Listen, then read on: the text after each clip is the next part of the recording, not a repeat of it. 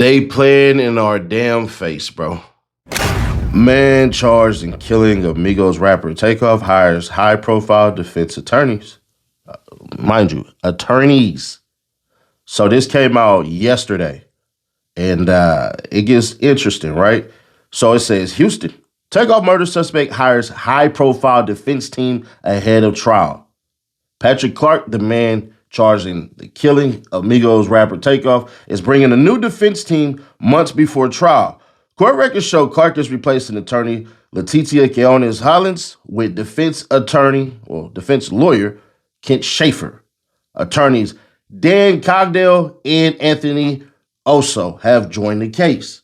At the same time, attorney Carl Moore filed a motion to withdraw, telling the courts Clark has retained new counsel. Police say Clark fired into a group of people near a downtown Houston bowling alley in 2022. Investigators say the gunfire hit Kirshnik Kari Ball, known as Takeoff of the Migos. The filings state the charges is not intended to delay the case. Clark's attorney is currently set for November. I got an odd feeling that that's going to be pushed back, but who knows? You know, they often say I'm a bad influence, but not today, not with free cash, man. Get in that goddamn QR code and tap that link in the description so we can get y'all paid this Saturday. I know y'all tricks like to trick, so why don't you hit this or hit that? Yeah, do all that. Ladies, y'all can play too, and y'all can trick on y'all man as well. $5 cash on Nash as soon as you hit that QR code and tap that link in the description. And hey, don't tell them I sent you, but look up the reviews. Number 2 in the Google Play Store. Number 3. Well, actually, number 2 in the Apple Store, number 3 in the Google Play. My bad. Let's see if we can hype it up to number 2, though. Read the reviews before you do. $5 cash on Nash as soon as you install the app on your phone. Let's get on with the content. And the person, the Schaffer guy, he came with 2 more expensive attorneys. But I find it interesting, right? Super interesting, because when it first started, when Patrick Clark was behind bars in the Harris County Jail, he was telling the judge, I ain't even got no money. Y'all remember this shit? Man charged with Takeoff's murder requests $5,000 from judge to hire private investigator. Patrick Clark, charged with the murder and Takeoff's death, asked the judge in the case for $5,000. But why? Clark made the request stating he wanted to hire a private investigator and doesn't have the money to afford one. Suspect accused of killing rapper Takeoff appears in court. Attorneys say trip to Mexico was pre-planned. According to a court document obtained by TMZ, Clark says he and his family used all the money they had to hire a lawyer, and the lawyer is working at a reduced rate. Clark pleaded to the judge that he needs a private investigator in order to put up a proper defense in the case. And he says he can't do that without one. The $5,000 was an initial request, as he could possibly request more than needed. He says he found a private investigator that would also work for a reduced rate. He says the private investigator could take on the case for $85 an hour. Attorneys for the 33-year-old Patrick Xavier Clark spoke out following the preliminary hearing, saying they don't want their client to be tried in the court of public opinion and plan to fight to ensure that he receives a fair and unbiased trial. Yeah, we're going to stop right there. So now we have a dilemma. We have a crazy dilemma. We have a dilemma to remember, because how is it that you couldn't make bond before? You had a benefactor, a rich uncle, like they say, right? They say you got a rich uncle. All right, cool. Right. Something hard to believe about that. But on the papers, it does show. So even though I find it hard to believe, it don't matter what I believe. What the paperwork says, it says, hey, this man right here who ain't Jay Prince paid for it. But y'all know how Ceddy Nash do, the hood lawyer for a reason. Jay Prince has done used this lawyer before as well. Let me read y'all 2 interviews before I do. So he has an article. It's funny because it says Star Wars. Let's get that up out of here. It's Star Trek over here, so we're going to scribble that up out of here. Thank you. Famous and in trouble, Kent Schaffer's your man. Meet 3 celebrities who were glad to have Houston's lawyer to the stars. So basically, it goes on, and I'm only going to read like the first paragraph. A lot of people in my field tell you how wonderful they are, how smart they are, says Kent Schaffer. I kind of let my results talk for me. Fellow attorney and Channel 2 legal analyst Brian Weiss, who has known Schaffer since 1980 and worked with him on countless cases, says Schaffer's results have earned him the pinnacle status in the legal community. Pound for pound, says Weiss. He's the best at what he does. That's like a Brian Steele or a Drew Finley. You hear what I'm saying? So let's go to the first person, right? Tom Sizemore. In September 2011, Sizemore, a 90s Hollywood fan favorite, was arrested for allegedly violating probation from an old battery charge plagued by addiction and rehab stints his career was suffering. Taking his case, Schaffer explained to a Los Angeles judge that, in fact, Sizemore was not in violation, that his previous attorney hadn't filed proper paperwork on time, and that any further probation would actually harm the embattled actor. The judge agreed, terminating Sizemore's probation 18 months early. What?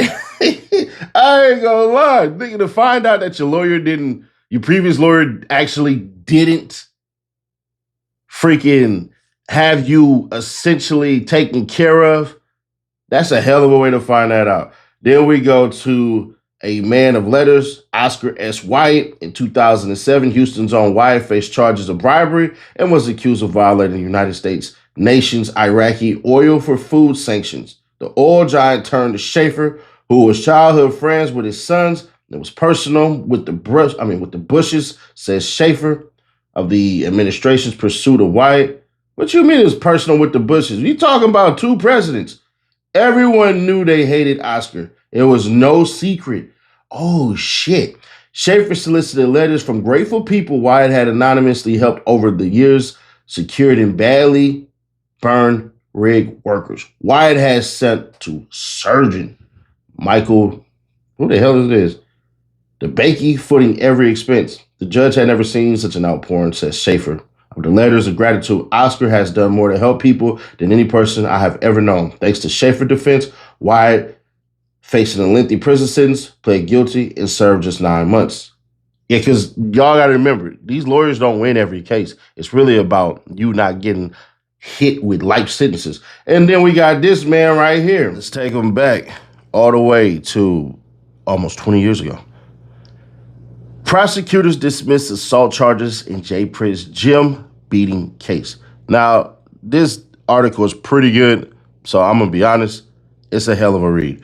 The Harris County District Attorney's Office has dismissed aggravated assault charges against J. Prince, founder and CEO of Houston's Rap-A-Lot Records. Rap-A-Lot announced today. The charges stem from a January 2007 incident at Prince's Prince Complex Gymnasium where Studio 7303 owner Ronnie Bookman alleged Prince ordered him beaten up because he would not sign a contract selling part of his interest in 7303, a local recording studio. Before the criminal charges were filed, Bookman had filed a $10 million civil suit against Prince.